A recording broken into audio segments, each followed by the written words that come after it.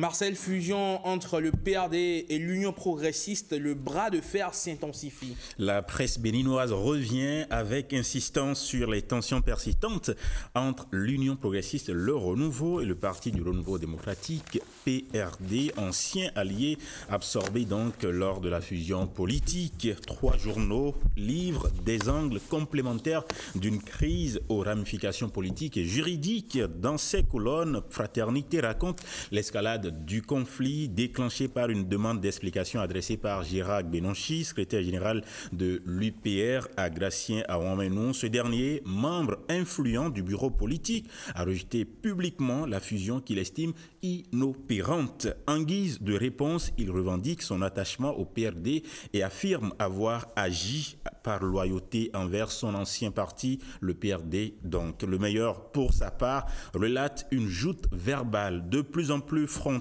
citant la réaction ferme d'Avouameno. « Je ne suis pas un employé de l'UPR », a-t-il dit. Le journal souligne la menace d'un retrait du PRD évoqué par l'intéressé sur BIP Radio et annonce une implication probable de la Cour constitutionnelle déjà saisie sur le dossier. La juridiction est désormais attendue pour clarifier la validation, sinon la validité juridique de la fusion, d'autant que les récents propos de maître Adrien Mbedi adressés au ministre de l'Intérieur ravivent les doutes au sein des militants. De son côté, l'événement précis observe une montée en tension nourrie par les échanges de correspondance entre responsables politiques et institutions. Le journal souligne le malaise juridique provoqué par l'ambivalence des positions entre légalité administrative et fidélité partisane. Selon l'événement précis, la fusion UP-PRD, bien que reconnue par la Cour, reste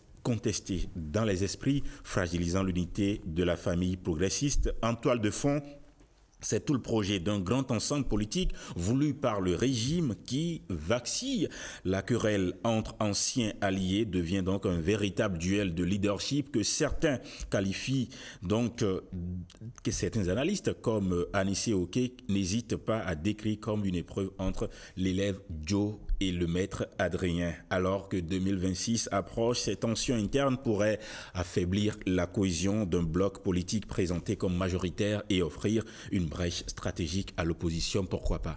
Et puis, droit des enfants, le Bénin accélère la cadence. À l'occasion donc de la 35e journée de l'enfant africain, Bénin Intelligent met en avant des progrès du Bénin en matière de protection de l'enfance. Sous le thème planification et budgétisation des droits de l'enfant, progrès depuis 2010. Le journal salue la forte mobilisation lors de la cérémonie officielle du 17 juin à Cotonou, marquée par une présentation des avancées sociales, notamment grâce au projet 3 pierres dédié aux enfants en situation de rue. Il rapporte les engagements réaffirmés par les autorités comme le préfet Alain Oronla et le ministre Véronique Tony-Fodé qui mettent en avant l'augmentation du budget social passé de 32% en 2019 à 43% en 2025. Le taux de travail des enfants est descendu à 19% en 2022 et la scolarisation progresse et continue de progresser. Le journal salue également le soutien des partenaires techniques, en particulier l'UNICEF, et conclut que le Bénin renforce sa volonté de faire des droits de l'enfant une priorité nationale. Merci, Marcel Arrossi. C'est moi. On se retrouve très bientôt par ici sur ce programme matinal.